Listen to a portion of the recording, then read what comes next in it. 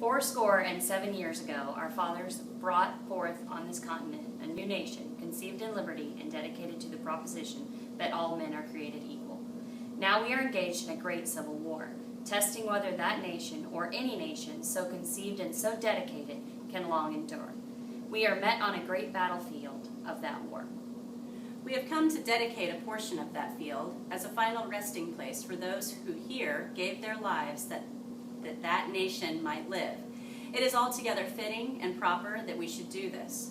But in a larger sense, we cannot dedicate, we cannot consecrate, we cannot hallow this ground.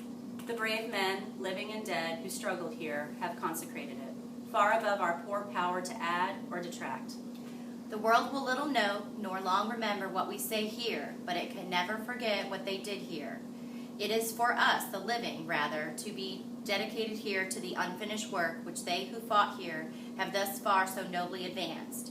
It is rather for us to be here dedicated to the great task remaining before us, that from these honored dead we take increased devotion to that cause for which they gave the last full measure of devotion, that we here highly resolve that these dead shall not have died in vain, that this nation under God shall have a new birth of freedom, and that government of the people, by the people, for the people, shall not perish from the earth.